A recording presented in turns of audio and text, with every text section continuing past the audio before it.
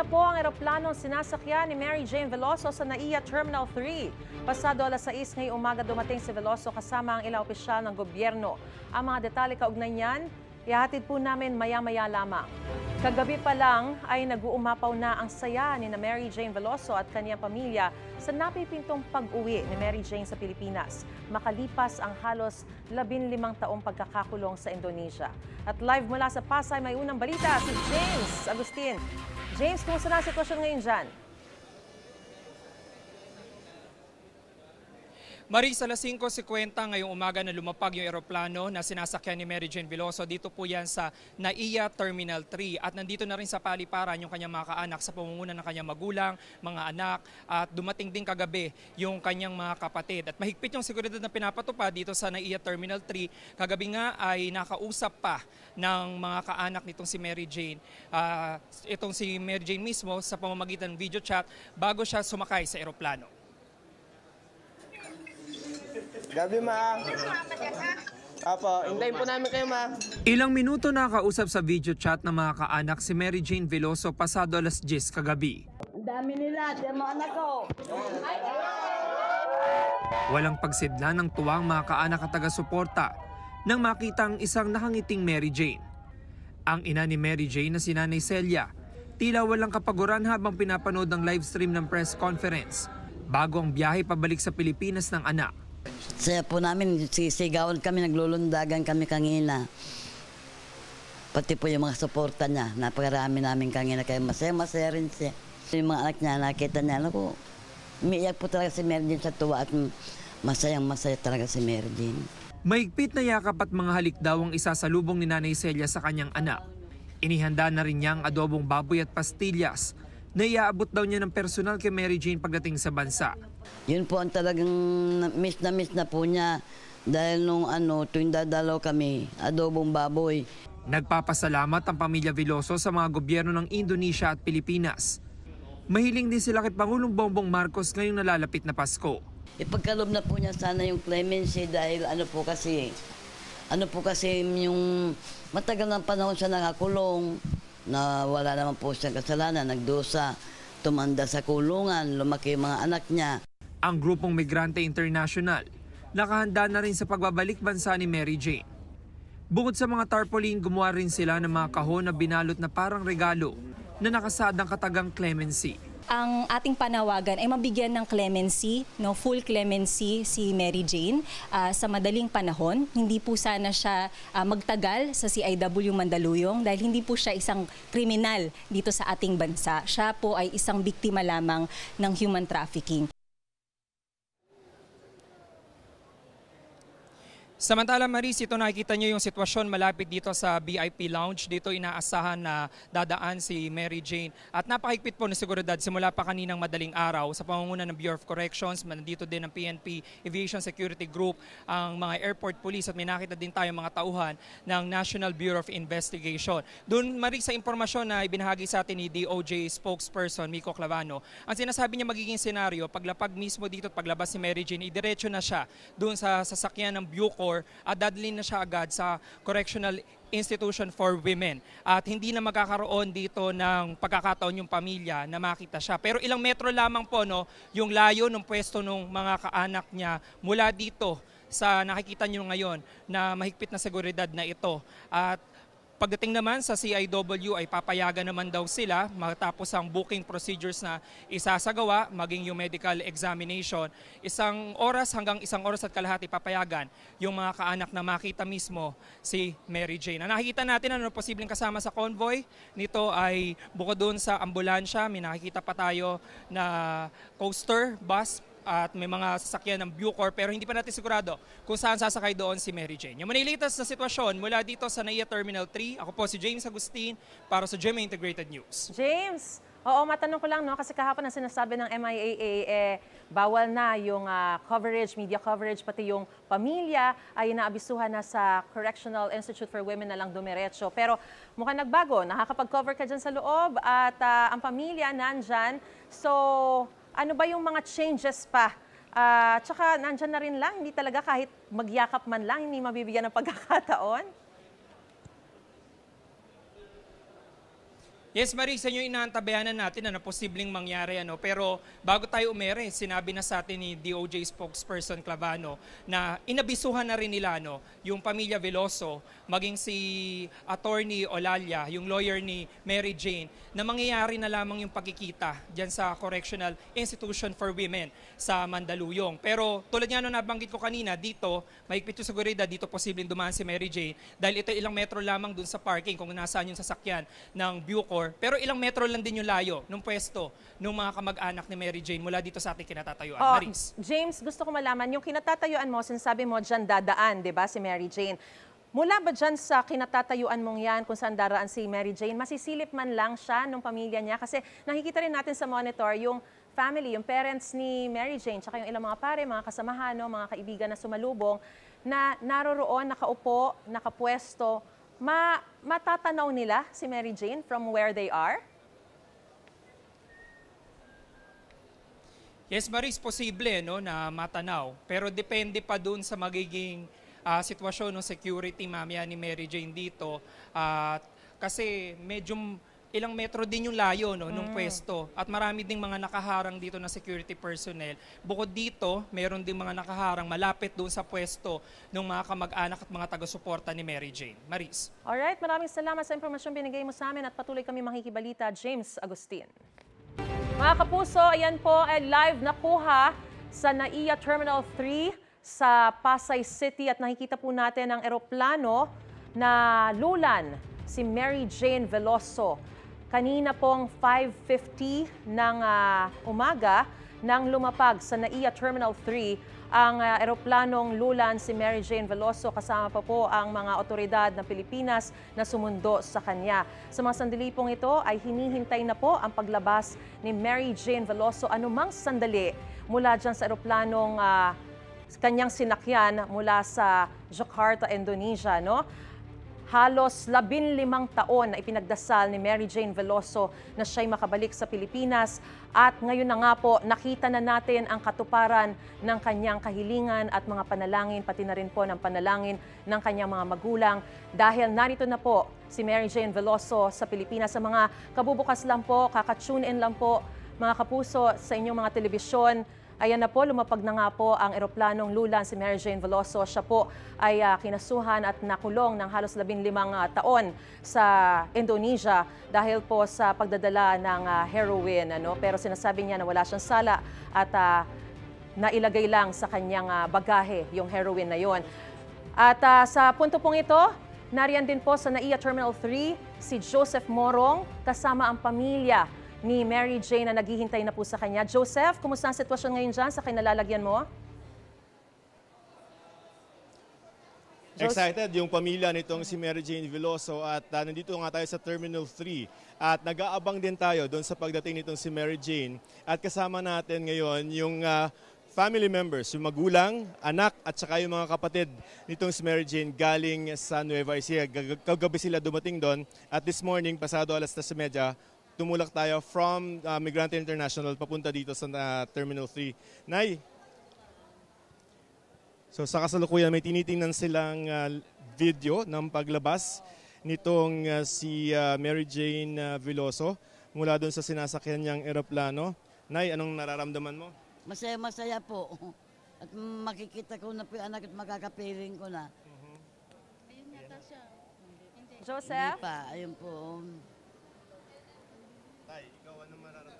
Ayan mga kapuso. Sobrang saya.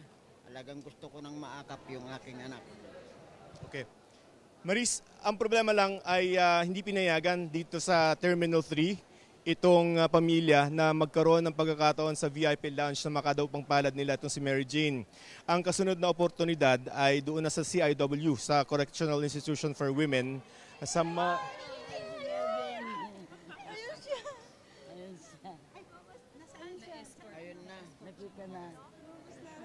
At nakikita na rin nila ilang segundo, ilang minuto pa lang ang... Oo, totoo na, andyan na po, andyan na. Sobrang saya po. Sobra. Opo, sobrang saya po. Opo. Opo. Ito na, nandiyan nakabal na pag na, ilang minuto na lang. Sabig na po kami pamilya. Ano no? Sabig na po kami. Nay, ano nararamdaman mo? Masaya po. Sabi ko hindi iyak pero parang naiyak yata ako. Konting Sasaya. minuto na lang tayo, ma'am. Konti na lang yan. Lalabas na. Basta masaya lang po ako dahil magkakapiling na namin yung anak namin. Hindi na ako malayo, maski halimbawa malapit na lang dadalawan namin, hindi na sasakyan na aeroplano. Pero sana naman po, ipagkalob na ng ating Pangulo yung clemency ni Mary Jane dahil sobra-sobra na pong tagal na nakakulong. Ma'am, dadaan sa tapat lang natin, medyo nakakordon tayo. Anong, baka, ano ba ito, makita kaya natin dito yon? Kung dyan po dadaan, hindi. Maski sigawan man lang namin. Makita po namin. Sigaw tayo ng lakas natin. So Maris, yun yung sitwasyon dito, nakakordon kami, tapos sa kabilang side lang, sa tapat lang namin, nandun yung dadaanan ni Mary Jane. So hindi natin alam kung magkakaroon ng pagkakataon na makita o marinig nitong si Mary Jane yung pagsigaw nitong pamilya nila pag dumaan na siya dito, kung dun idadaan, no? As per yung plano kanina.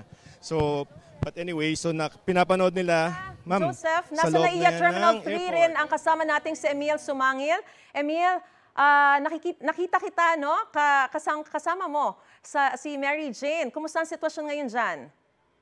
Hinahawakan niya yung kanyang bandang sikmura at parang may iniindang sakit.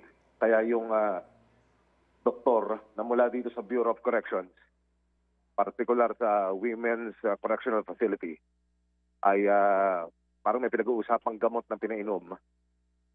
Mukhang hapong-hapo si Mary Jane kumpara sa pagkakataon na una ko siyang makita sa Jakarta kagabi na masayang-masaya. Iba ang kanyang ipinapakitang pinapamalas na itsura ngayon. Parang meron siyang iniindang sakit. Gayunman, ang binabanggit niya bago lumabas ng eroplano, ganun pa rin. Masayang-masaya at very excited. Emil, Dahil kasabay narito mo na si sa Mary Pilipinas. Jane, no? Physical way, kasama na niya. Makakapiling at makikita na niya ang kanyang pamilya. So, Emil, itong... kasabay Go mo ahead, si Marie. Mary Jane. Nakita kita kanina. Parang lumabas ka rin dun sa aeroplano at mukhang... Ngayon ba ilang lang yung metro na distansya mo sa kanya? Maris, mawalang galang, pakiulit lamang please. Oo. Pakiulit. Kanina nakita kita eh. Katabi mo lang ba dyan si Mary Jane? Nakita kita sa video. Yes, oo. Actually, narito ako sa harapan lang niya. Oo. Hindi, si Jojo Fibral, yung ating cameraman, ang nasa harapan mismo. Katabi ko si Jojo. Pwede ba nasa natin harapan. makausap si Mary Jane, Emil? Saglit lamang at bibigyan natin ng... Baka pwedeng tempo lang. kahit saglit lang. Ayan, nakikita kita eh. Mary Jane, please. Mary Jane, good morning. Ano lang masasabi ko? Naku, mukhang... Aha. Oo, kasi nag-aabang na yung kanyang pamilya. Sabik na sabik. Emil, nakikita kita na mukhang pinipigilan ka, no? Pero... Parang masakit yung sikmura. Oo, yung sikmura niya. Ano yung iniinda niya? Yan ba yung kagabi pa? Yan, Maris, ang kanyang nasambit, Salamat sa effort, Masayang-masaya siya. At siya raw ay narito na sa ating bansa. Emil, yung iniinda ni Mary Jane na sakit sa sikmura, yan ba yung kagabi pa? Kasi di ba parang medyo naantala yung press con dahil meron siyang iniinda kagabi pa? Yes. Siya ay nahilo, pinagpahinga ng 30 minutes ng Bureau of Corrections bago sumalang sa press conference dahil ininda niya yung parang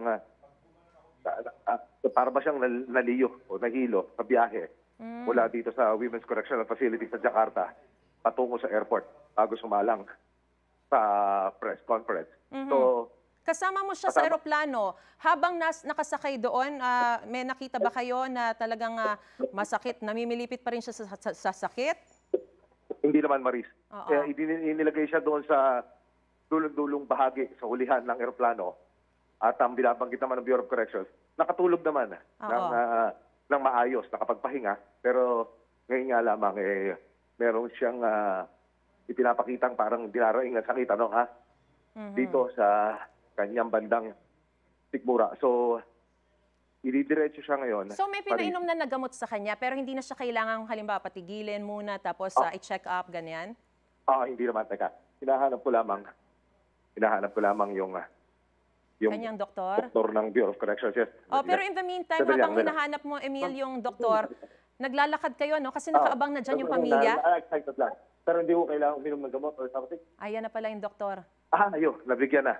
Nabigyan na ng gamot kagabi. So mukhang ano ba yung sanhe? Nabigyan na raw siya ng gamot kagabi. Pero sabi ng Bureau of Corrections, hindi na kailangan pa inumin pa ngayon. Hindi na raw kailangan pa inumin pa. So kasama niya si Superintendent Sanidad, ang hepe ng Correctional Institution for Women. Gamot daw yun para saan, Emil? Para sa sikmura, no? Oo. Okay. Tatanungin ko lamang po. Alam na ba kung ano yung sakit niya? Ano ito? Sa sikmura po. Yung stomach upset, parang gano'n. Stomach upset. Okay, so, sa stomach upset. Alright. So, nasa immigration area na kami. Oo, Emil. Mukhang dadalhin sa merong VIP access ito. Nakaabang kasi yung pamilya niya dyan. Gusto ko lang malaman, kasama mo rin, ayan, si Attorney Miko Clavano. Sinasabi niya na, ano bang sinasabi niya? Magkakaroon ba ng pagkakataon kahit mayakap man lang yung pamilya bago pumunta sa Women's Correctional? CIW ba? Dito po sa Talahon. CIW po yung,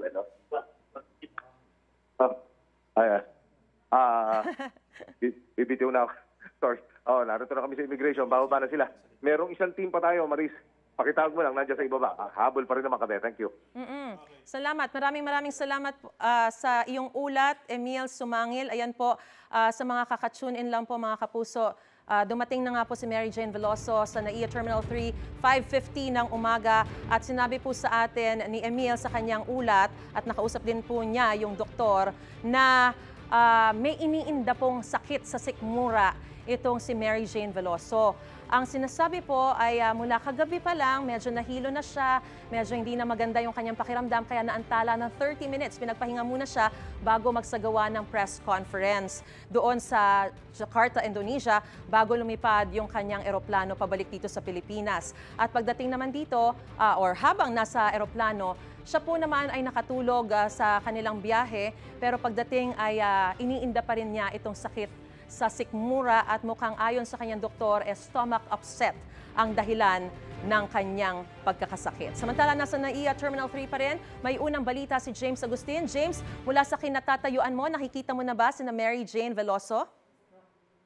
Maris, hindi pa natin nakikita ngayon si Mary Jane Veloso mula dito sa area ng VIP Lounge. Pero mahigpit yung seguridad na ipinapatupad dito at mas dumami pa yung mga bantay. Ang napansin natin, bukod sa mga airport police, mga taga-PNP Aviation Security Group, nandito din ang daming mga personnel ng Bureau of Corrections, maging ng National Bureau of Investigation. At nakahanay sila dito, may ilang metro lamang ilayo natin mula doon sa Bukanan, itong VIP Lounge.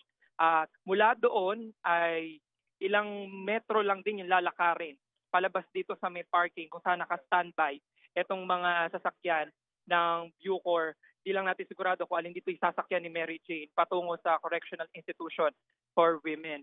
At nakaantabay na rin dito yung pamilya, yung mga kamag-anak nitong si Mary Jane. At lumipat nga sila ng pwesto, umusog lang ng konti. Pero doon pa rin, doon sa may malapit sa exit, nakapwesto, may dala silang tarpaulin, nakikita natin din mula dito sa ating pinatatayuan.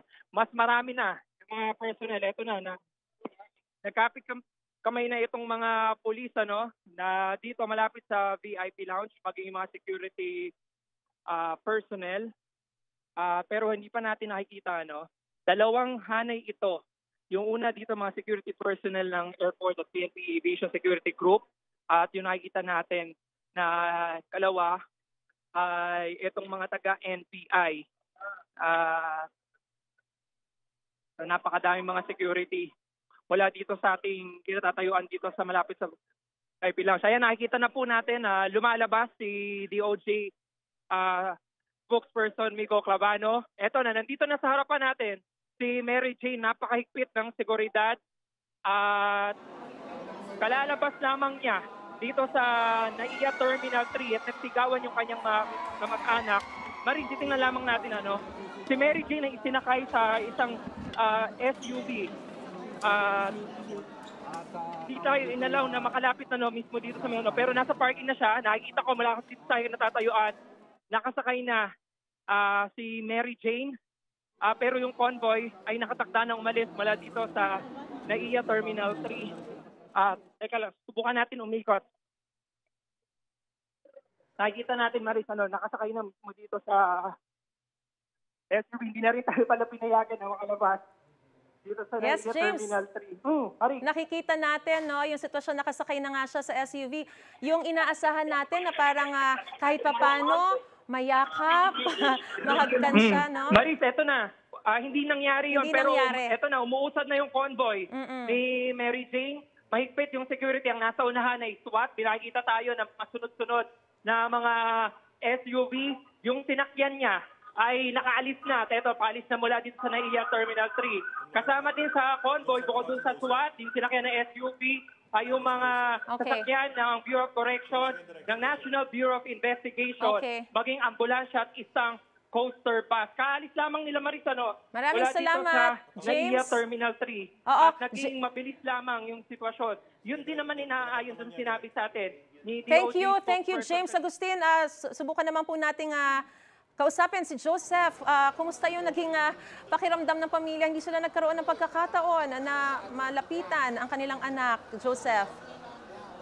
Yan ang... Go ahead, Joseph. Yes, Maris. Mukhang parang hinarangan pa talaga, no? Yung Yes, talagang... Maris, konti ba? Game. Oo, go ahead, Joseph. Go ahead. Hindi nagkaroon ng pagkakataon yung pamilya na mahagkan man lang, malapitan. Kasama natin ngayon si tatay. Oo. At hindi na niya napigilan. Maris, kasama natin ngayon si tatay Julius. Julius, hindi na niya napigilan yung kanyang reaksyon na hindi makita yung kanyang anak. Julius, lumusot ka dito. Nay, sir, ano pong nararamdaman natin, sir? Ba't tayo na...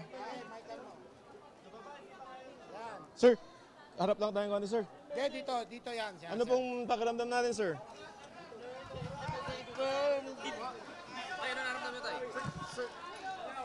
Ano nararamdaman natin, sir? Masakit po loob ko at ginawa nilang kriminal yung aking anak. Ano naman po kasalanan? Bakit di nila pinakita sa amin?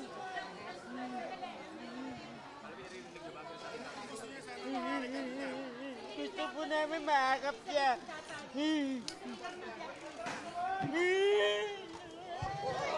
Teka po, may sakit si tatay, sir. Tayo, pangalap ka! Pwede ba? Maris, nandiyan ka pa? Yes, go ahead, Joseph. Nakikita natin Hello, Maris. yung emosyon ni tatay, no? Dahil syempre nandyan na, pero hindi pa siya nagkaroon ng pagkakataon na malapitan man lang. Joseph, go ahead. Alam mo yung sitwasyon kanina, nakikita nila doon sa dingding na glass na dumadaan yung convoy nitong si Mary Jane, pero hindi man lamang nga nila nakita. Trinay nila natawagin yung pansin, nagsigaw yung mga kamag-anak, pero talagang Hindi sila narinig? kumbaga nakatitig lang doon sa pagdaan itong si... Hindi ko, malamang narinig, medyo malakas yun. Kaya lang ang problema, sa pagitan namin ay maraming pulis na sandali, Marisa, lalabas sila eh. Sige lang, Joseph. Harang. So hindi, kung gusto man nila na makita tong si Mary Jane, ay hindi rin sila makakagalaw. Sa ngayon, kasi itong si tatay, bilang nakakausap natin the past couple of days, medyo may high Very blood to eh. emotional. So Oo. iniiwasan Pero nung Joseph, naka-ready na rin migrante. yung mga sasakyan Oo, nila para dumiretso yes. sila sa Yes. sa Correctional Institute for Women? Kasi baka doon magkaroon sila Yes, ng pagkakataon na makausap yung kanilang anak. Yeah. Doon ang meron. Oo. Sabi ng DOJ, dito hindi talaga mangyayari yung first contact nila after 15 years. Sa CIW, doon ang pauna nilang pagkikita. Ang magiging sitwasyon doon is that meron press conference, di ba? Kasama yung... Ay, ano nangyari? Wait lang, Maris. Oo, go ahead. Sige, Ayan, nakikita namin yung So, sitwasyon. buka tayo, boys. Buka tayo. Oo. Okay. So anyway, so may press conference ng bandang alas 9, kasama yung Department of Justice and Bureau of Corrections, kasama yung family nitong si Mary Jane at si Mary Jane. Pero bago yan, ay magkakaroon ng pagkakataon yung pamilya, ibig sabihin yung magulang, yung mga bata, tsaka yung mga kapatid, at ilang abogado ng migrante and NUPL na magkaroon ng parang pribadong meeting. Meron kasing sinabi yung Bucor na parang breakfast meeting.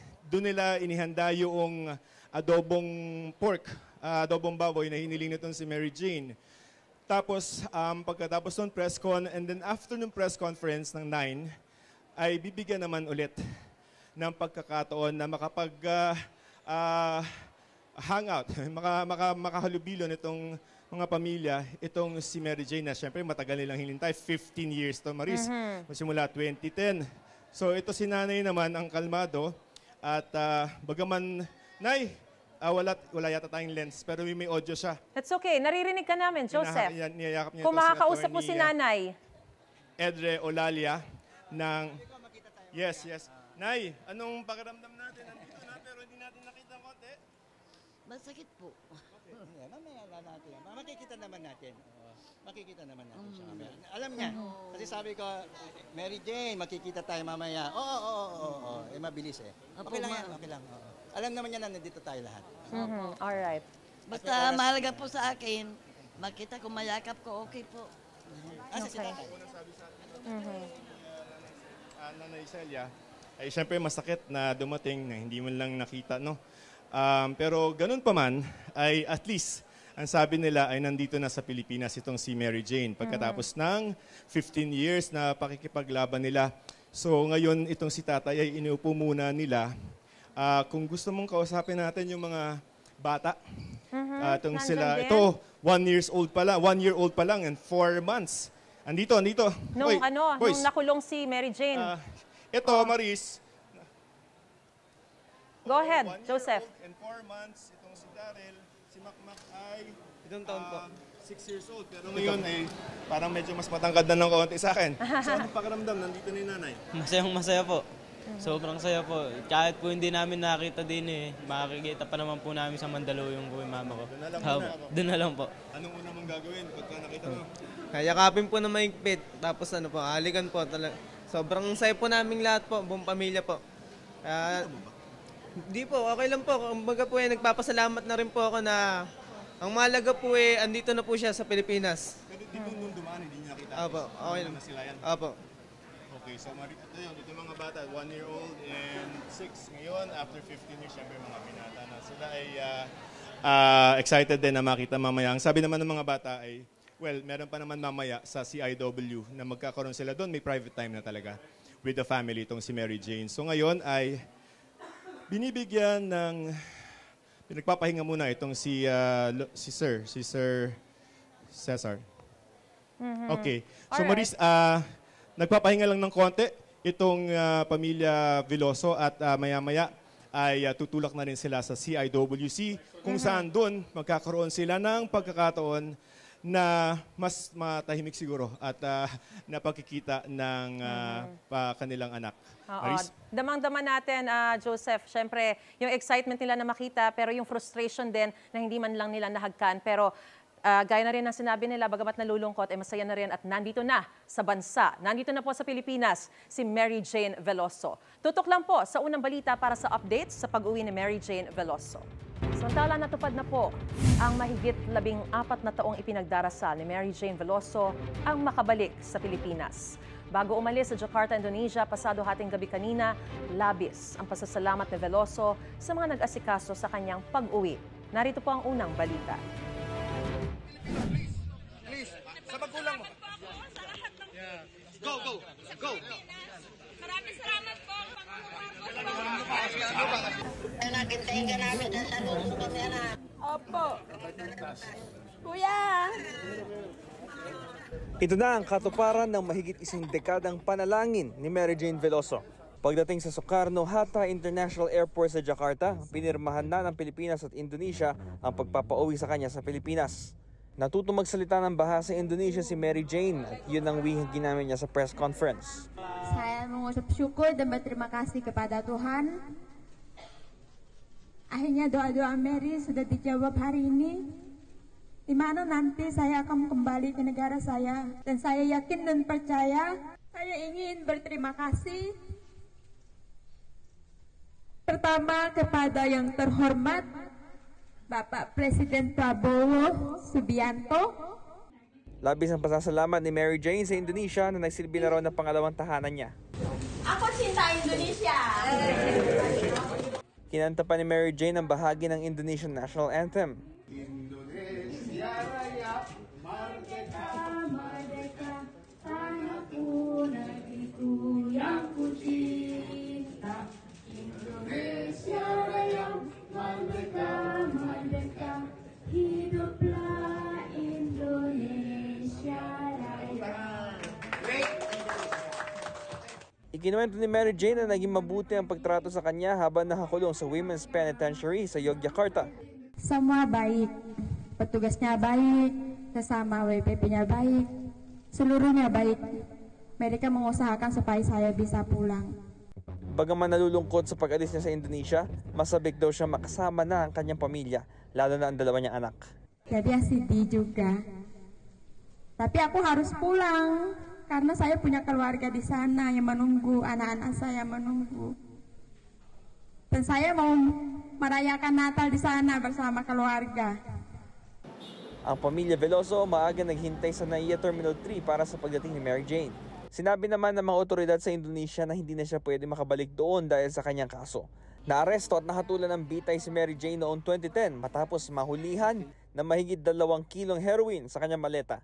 Gig niya noon, ipinabitbit lang ng kanyang recruiter ang maleta at hindi alam na may laman itong droga. Pareho pa rin ang sinasabi niya ngayon. Gusto ko na mabuktikan na makalaya ako na clemency. Mapawalang sala? Mapawalang sala. Okay, bakit? Go ahead. Sige. Kasi wala akong kasalanan. Si Pangulong Bongbong Marcos ang magpapasya kung bibigyan ng clemency si Mary Jane Veloso. Ano man ang desisyon ng Pangulo, igagalang daw ito ng Indonesian government. Unang balita, Bam Alegre para sa GMA Integrated News. Dumating na sa Correctional Institution for Women sa Mandaluyong si Mary Jane Veloso. Doon siya idiniretso mula sa NAIA Terminal 3. Update tayo sa unang balita live ni Bea Pinlang. Bea? Susan, sinalubong natin rito sa Correctional Institution for Women sa Mandaluyong yung convoy na lulan si Mary Jane Veloso bandang alas 7 ngayong umaga. Dito idiniretso si Veloso, nakalalapag lang sa Pilipinas mula sa Indonesia kung saan 14 na taon siyang nakulong. Ayon sa Department of Justice, isasagawa muna ang medical at booking procedure kay Veloso na kasalukuyan daw ay masama ang pakiramdam o may iniindang sakit sa sikmura. Mauuna yan bago siya bigyan ng oras na makasama ang mga kaanak niya. Ayon sa Bureau of Corrections, sa dating detention cell ni Cassandra Leong mananatili si Veloso. Pinagbigyan din daw ng CIW ang hiling ni Veloso na adobong baboy at pastillas, ilan sa kanyang mga paborito. Isa sa ilalim si Veloso sa 5 araw na quarantine na bahagi ng protocol sa CIW. Matapos niyan, meron ding 55-day orientation, diagnostic evaluation at initial security classification na isasagawa para kay Veloso. Kapag nakumpleto na ito, saka lang siya may lilipat sa detention cell na i-assign sa kanya. Pero patuloy ang panawagan ni Veloso, mga kaanak at taga-suporta niya na mabigyan siya ni Pangulong Bongbong Marcos ng full at absolute clemency. Susan, hanggang ngayon wala pang katiyakan na binibigay yung Malacanang kung mapapabibigyan yung hiling ng kampo ni Veloso. Samantalang ngayon, nakaantabay tayo sa pagdating naman ng kanyang mga kaanak dito sa Correctional Institution for Women dito sa Mandaluyong. Susan? Bea, yan pa, dahil dinating na dyan sa CIW ito si Mary Jane Veloso, bago ba siya talaga totally commit dyan, bibigyan ba ng pagkakataon yung kanyang mga pamilya, magulang, anak na makausap siya? Personal. Ayon sa Department of Justice, ay mauuna muna yung booking at medical procedure kasi nga merong iniindang sakit si Mary Jane Veloso. Pero pagkatapos niyan, ayon kay DOJ spokesperson Miko Clavano, ay bibigyan naman siya ng oras na makasama muna yung kanyang mga kaanak. Okay, maraming salamat. Bea Pinlang. Kaugnay sa pag-uwi ni Mary Jane Veloso sa Pilipinas at paglilipat sa kanya sa Correctional Institution for Women sa Mandaluyong, makakapanayam natin si Justice Undersecretary Jesse Andres. Magandang umaga po, sir. Hello, Susan. At magandang umaga sa inyong lahat at sa lahat na nakikinig. Apo. Yusek, ngayon po nga nandito na si Mary Jane Veloso sa Pilipinas. Ang panawagan naman niya ngayon ay clemency. Nakausap niyo na ba po si Pangulong Bongbong Marcos tungkol dito? Well, unang-una, isang napakalaking tagumpay nito para sa ating bayan. Yung isang bagay na halos wala ng pag-asa ay nagkaroon bigla ng pag-asa at ang lahat ng hiling ng taong bayan na makauwi si Mary Jane Veloso ay natupad din. At tama po kayo, ang mahal na Pangulo po ang dapat nating tanungin tungkol sa mga susunod na mga posibleng mangyari. At sa ngayon po, kailangan namin siyang pulungin dahil nga po ayaw namin i-preempt anything that the Indonesian government can do dahil po sa kagandahan loob po ng gobyernong Indonesia at ng kanilang Pangulo, naging totoo po ang ating hiling na makabalik si Mary Jane Veloso. So ngayon po, nakakarating pa lang ni Mary Jane ay bibigyan po natin ng panahon ng ating Pangulo para i-exercise po yung tinatawag niyang karapatan to grant executive clemency or pardon. Sa ngayon po, ang sitwasyon lamang ay dito po si Mary Jane magsisilbi ng kanyang sentensya dahil po nung siya ay nasa Indonesia na parusahan po siya ng life imprisonment at in fact death penalty. At natutuwa po kaming lubusan na hindi po naipatupad kaagad-agad yung death penalty. At dahil po ito sa pagtutulungan ng even ang mga nakaraang Pangulo, dumaan ho ito sa panahon ni GMA, Gloria Arroyo, ni President Aquino at ngayon ko kay President Marcos, kung hindi po sa pagtutulungan ng ating mga Pangulo at sa kanilang pag-ugnayan sa Pangulo ng Indonesia, hindi po magiging realidad yung pagbalik ni Mary Jane Veloso. Apo, Yusek Andres, magpapasko naman po at ilang araw na lang Pasko na. Matagal niyang hindi nakasama ang pamilya niya. Papayagan ho ba si Mary Jane Veloso na umuwi muna sa Nueva Ecija? Well, sa kasalukuyan, ang kailangan gawin ay bigyan siya ng medical attention. Nung hindi pa siya umaalis sa Indonesia, marami siyang iniindang karamdaman, kasama po yung pagsakit ng ulo niya. So yung medical attention at medical check-up, uunahin po muna natin yan. Apo. And then yung documentation po, kailangan pong gawin din at soon enough. At sa kasalukuyan po, bibigyan ka agad-agad ng pagkakataon yung immediate family ni Mary Jane na makapiling mayakap, makapiling, makausap si Mary Jane dyan sa CIW sa Mandaluyong. Pero yung pag-uwi po sa Nueva Ecija, siguro i-request nila yan. And very unlikely that we will give a special treatment. Dahil po, alam nyo pa, rule of law tayo, hindi naman humaari na basta makauwi sa probinsya ang taong nagsisilbi ng kanyang sentensya. Ngunit even sa loob ng CIW, ibibigyan po ng puwang at lugar para po magkaroon ng reunion, family reunion. At kahit paano, even sa araw ng Pasko, baka maari silang magkasama-sama doon sa CIW. Apo, Yusek, gaano siya katagal makukulong dyan sa CIW at kumusta po yung kondisyon ng kanyang magiging selda? Iyon. Well, matagal pa yung ipaninilbihan niya dahil life imprisonment nga. At noong 2010 pa lang siya naman na husgahan ng death penalty and life imprisonment. Ngunit napipinto naman ang executive clemency kaya I'm not looking at the number of years that he will spend there. Bigyan ho natin ng tamang panahon, respetuhin po natin yung bansang Indonesia dahil ang gusto po nila magsilbi ng termino talaga ng life imprisonment. Pero nandun din po sa kasunduan na meron tayong karapatan na gampanin ang mga alituntunin sa executive clemency. So nandyan din po sa sa constitution natin na pwede siyang mabigyan ng executive clemency or absolute pardon para makalaya siyang mas maaga. Aba, Yusek Andres, yung pong kanyang pamilya ay nangangamba daw po sa seguridad dito si Mary Jane Veloso. Magkakaroon ho ba ng kakaiba sa seguridad na ibibigay dito po kay Mary Jane Veloso habang siya ay nandiyan po sa CIW?